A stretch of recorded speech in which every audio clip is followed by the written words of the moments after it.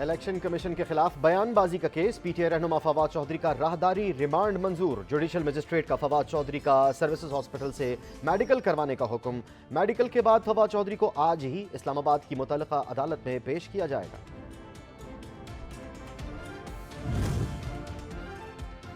जो मुकदमा दर्ज हुआ है उस पर फख्र है। फवाद चौधरी कहते हैं जिस तरह गिरफ्तार किया गया वो मुनासिब नहीं था। मुझे ये फ़ोन करते मैं खुद ही आ जाता। मैं तो कहता हूं कि 22 करोड़ अवाम पर मुकदमात बना दें, मुझे गिरफ्तार करने वालों को शर्मिंदगी होगी। पुलिस बताए मुझे किस जुर्म में गिरफ्तार किया गया है। मेरी अदालत पेशी पर इतनी पुलिस लगा दी जैसे मैं कोई जेम्स बॉन्ड हूं।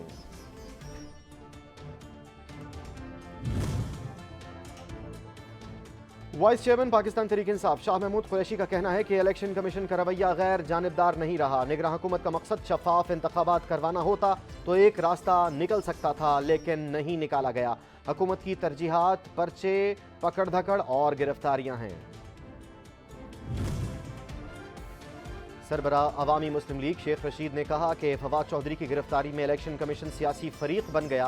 इलेक्शन कमीशन का काम पर्चे करवाना नहीं, इंतखाबात करवाना है। जो कौम इलेक्शन कमीशन पर एतबार नहीं कर रही वो इलेक्शन के नताइज पर क्या खाक एतबार करेगी।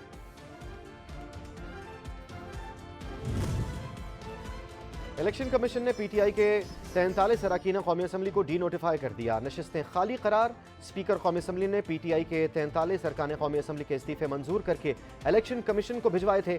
पीटीआई अरकान ने इलेक्शन कमीशन से डी नोटिफाई ना करने का कहा था।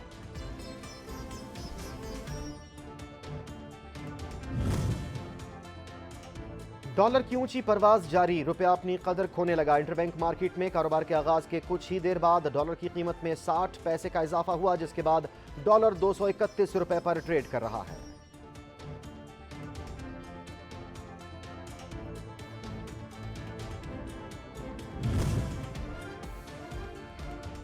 और मुल्क के बालाई इलाकों में ताहद्दे निगाह बर्फ ही बर्फ। हर मंजर जादुई हो गया। आसमान से उतरते नुकरई गालों ने मौसम इंतहाई दिल फरेब बना दिया।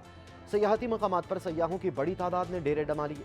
सयाहों के वारे न्यारे हो गए।